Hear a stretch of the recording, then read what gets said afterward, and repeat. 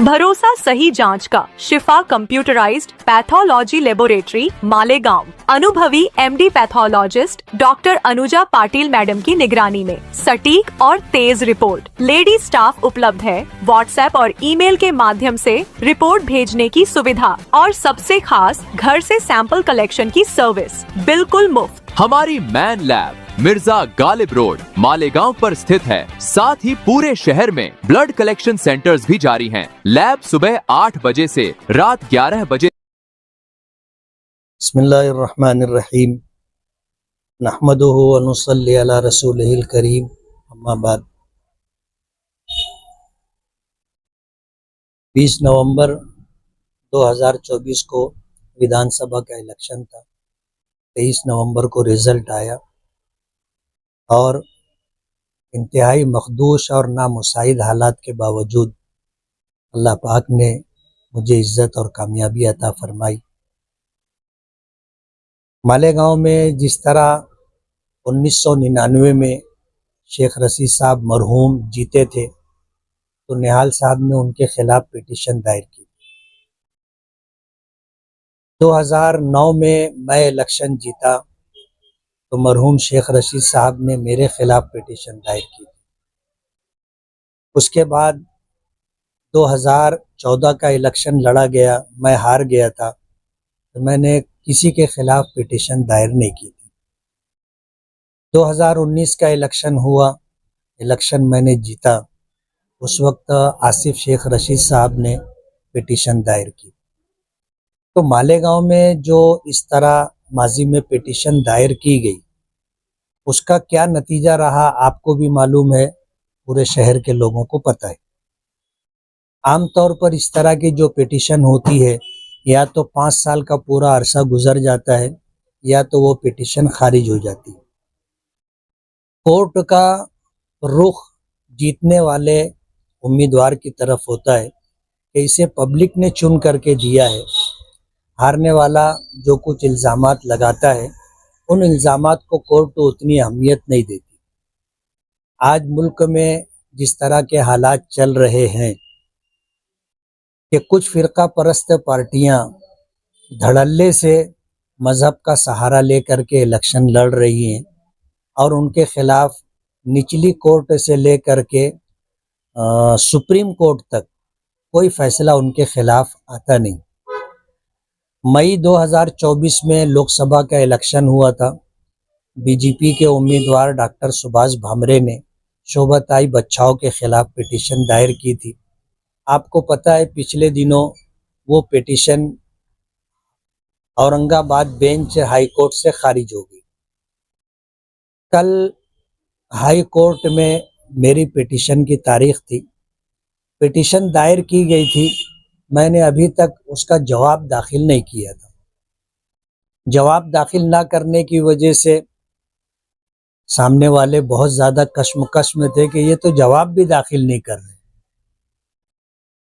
और मैं हर तारीख पर कोई छोटे मोटे वकील को खड़ा करके अपनी बात कोर्ट के सामने रख देता था।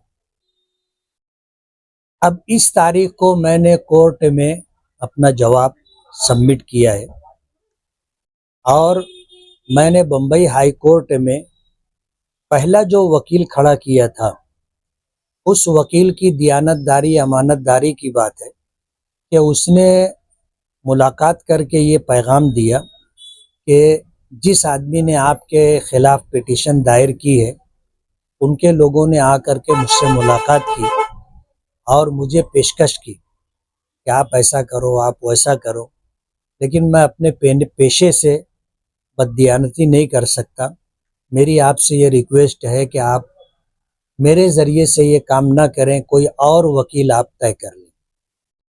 तो मुझे अंदाज़ा हुआ कि अगर हम लोग महाराष्ट्र के किसी वकील को आगे करते हैं तो ये अंदेशा फिर भी बाकी रहेगा। हर वकील ऐसा अमानतदार दियानतदार अपने को मिल जाए ज़रूरी नहीं है, पैसे में ताकत बहुत होती है। और पिछले दिनों ये खबर मिली थी कि हमारे आसिफ शेख रशीद साहब अजीत दादा पवार के पास गए थे और उनसे ये कहा था कि मैंने पिटीशन दायर की है, जज को मैनेज करने का है। तो अजीत दादा पवार ने उनको जो जवाब दिया, तो वहाँ जो लोग मौजूद थे उनमें से एक आदमी ने मुझे ये बात बताई कि दादा ने कहा कि वो मौलाना के पास पैसा नहीं था, उसके बाद भी वो इलेक्शन जीत गया, हॉस्पिटलाइज था, उसके बाद भी इलेक्शन जीत गया। तुम आए हो बोलते हो कि जज को मैनेज करो। बोले जज अगर मैनेज होते तो इस तरह का मामला क्या पेंडिंग रहता क्या? जाओ बोले अपना काम करो। तो ये हुआ कि अब हम लोगों को इस मामले में थोड़ा सा चौकस रहना पड़ेगा। तो उनकी पिटीशन की जो फाइल थी, वो फाइल मैंने सुप्रीम कोर्ट के एक वकील को कुछ साथियों के मशवरे के साथ दी। तो शादान फरासत ये कपिल सिब्बल के ग्रुप का एक अच्छा वकील है और सीनियर है, आज सीनियर काउंसिल है। उसको काफ़ी सालों का तजुर्बा है कपिल सिब्बल के साथ ग्रुप में रहकर काम करने का। उनकी जो एसोसिएशन है, तो जमीयत के कुछ जिम्मेदारान ने और इसी तरह दिल्ली में जो अपने जानने वाले लोग हैं कोर्ट कचहरी के, उन्होंने ये नाम सुझाया था कि आप जो है इनको वकील करो। तो उनसे हमने बात की, पिटीशन की कॉपी दी। तो उन्होंने कहा पिटीशन देख करके कि इसमें जितने भी पॉइंट्स हैं किसी में जान नहीं है, दम नहीं है, सिर्फ मज़हब के ताल्लुक से जो बात है उस ताल्लुक से थोड़ा सा इस पे आर्गूमेंट करना पड़ेगा, और वो भी आपकी किसी तकरीर में नहीं, आपके स्टेज पर जो लोग रहे हैं उनमें से 2-4 लोगों ने इस तरह की बात की है जिसका पिटीशन में तस्करा है। तो आपकी बात नहीं है इसलिए आपके लिए कोई अंदेशा नहीं।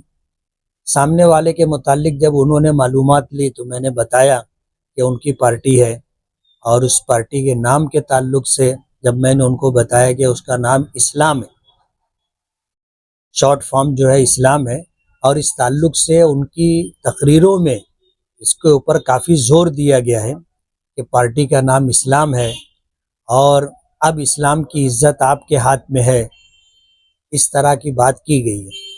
तो उन्होंने कहा कि केस तो बहुत इंटरेस्टेड है, आप उनकी सारी तकरीरें मुझे ला कर के दो, ख़ास तौर पर इस्लाम को ले करके, पार्टी के नाम को ले करके जो उनके भाषण में है वो वीडियो आप प्रोवाइड करो। तो मैंने कहा कि जैसे वो तो हार गए हैं, आप ये सारी चीज़ें ले करके क्या करोगे?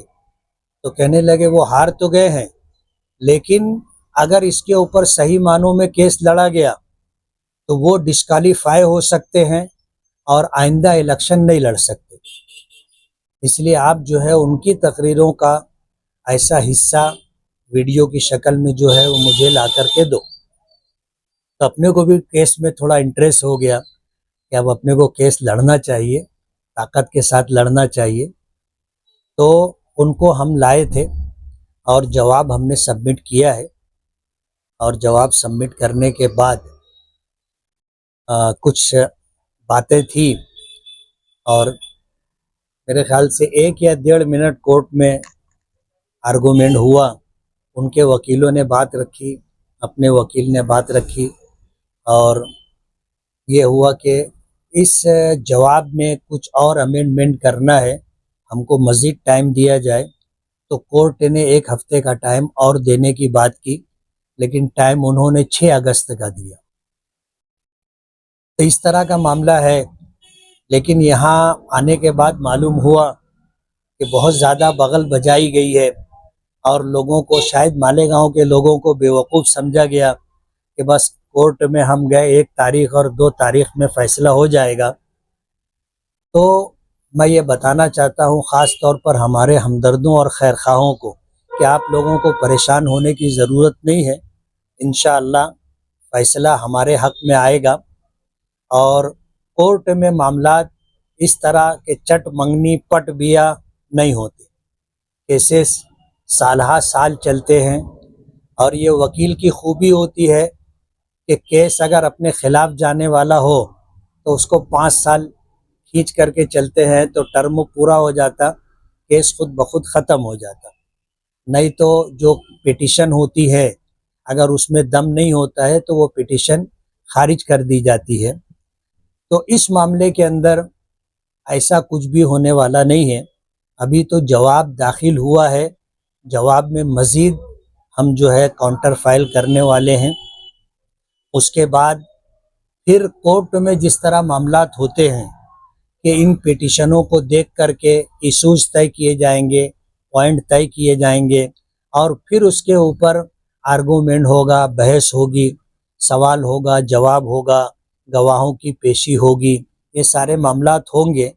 तो अपने हमदर्दों और खैरख्वाहों को मैं ये बताना चाहता हूँ कि आप लोग जो है परेशान ना हो और जिस तरह आपको बताया जा रहा है कि बस इस तारीख को हमारे हक़ में फ़ैसला आ जाएगा, ऐसी कोई बात नहीं है। और जब ये विधानसभा इलेक्शन का रिज़ल्ट आया था तो बाकायदा ये बात सामने से कही गई थी कि 3 महीना 4 महीने के बाद फिर इलेक्शन होगा।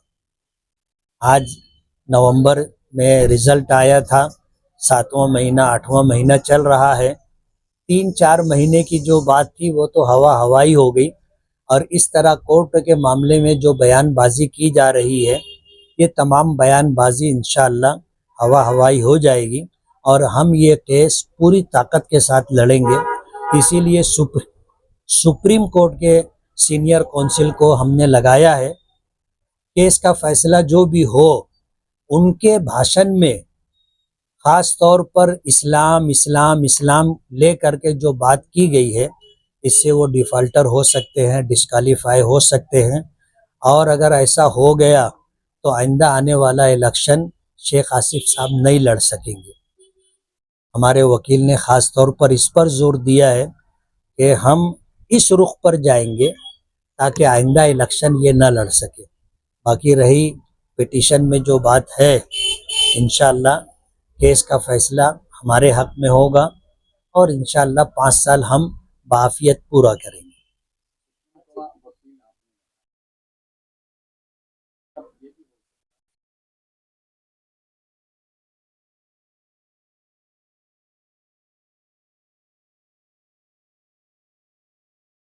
कहने के लिए ये बात कही जा सकती है, उससे इनकार नहीं।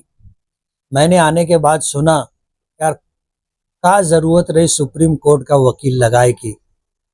तो सुप्रीम कोर्ट का वकील मैंने इसलिए लगाया कि जब हमने जो पहला वकील लगाया था उस वकील को ख़रीदने की कोशिश की गई थी, तो ये हुआ कि अपने को ये रिस्क नहीं लेना चाहिए। ऐसा वकील जो महाराष्ट्र से बाहर का हो और नामवर वकील हो, उसको अपने पेशे से अमानतदारी, दियानतदारी और उसको ये लगे कि मेरा फ्यूचर ख़राब ना हो। अगर मेरे ऊपर इस तरह का इल्ज़ाम आया कि मैं इस मामले में जो है कंप्रोमाइज़ कर लिया हूँ, तो मेरी जो है मुस्तकबिल में जो मेरी कारकर्दगी है वो मुतासिर हो सकती है। इसलिए हमने ऐसा वकील लगाया है जिसको ख़रीदा जाना मुश्किल हो।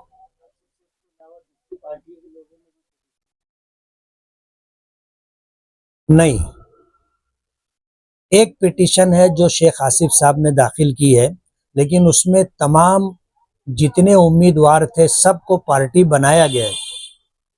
तो उसमें कुछ लोगों ने जवाब दाखिल किया है और शान हिंद साहिबा ने जवाब दाखिल किया। जवाब दाखिल करने की जो मुद्दत थी वो मुद्दत ख़त्म हो गई थी, उसके बाद उन्होंने जवाब दाखिल किया है। तो उसी बेस के ऊपर हम भी चल रहे थे कि जब कोर्ट ने ताख़ीर से जवाब दाखिल किया गया और उसको कबूल किया है, तो अपने भी जवाब जो है थोड़ा लेट ही दाखिल करेंगे और कोर्ट हमारा जवाब एक्सेप्ट करेगी, इसलिए कि उसने एक तारीख बार हो जाने के बाद जवाब कबूल किया है, तो हमारा जवाब भी कोर्ट को कबूल करना पड़ेगा।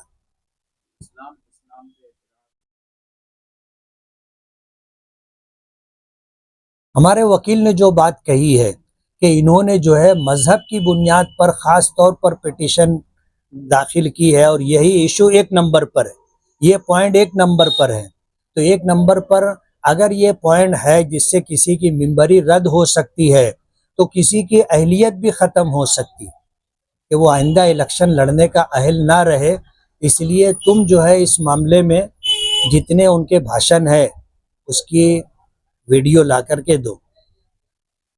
मैं आपके माध्यम से ये गुजारिश करना चाहता हूँ कि अपने जितने हमदर्द और बहीखा हैं वो इत्मीनान रखें और आसिफ शेख रशीद साहब की ऐसी वीडियो जिसमें उन्होंने मज़हब इस्लाम के ताल्लुक़ से बात की है, उसका सहारा लिया है, ऐसी वीडियो ला करके हमें दे ताकि हम उस पर केस लड़ने में उससे मदद ले सकें।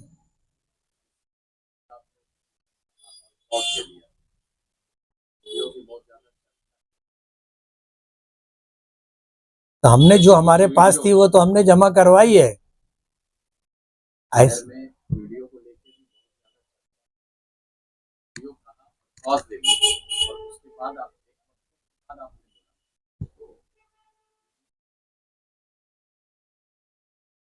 वीडियो की चर्चा है, लेकिन ये चर्चा उस वक्त लोगों के दरमियान आई जब हमारे सीनियर काउंसिल सुप्रीम कोर्ट के वकील ने हमको ये पॉइंट बताया, तो हमने इसको ख़ास तौर पर ये हुआ कि काम करने का एक प्लेटफॉर्म ये भी है, इस पर भी काम किया जा सकता है।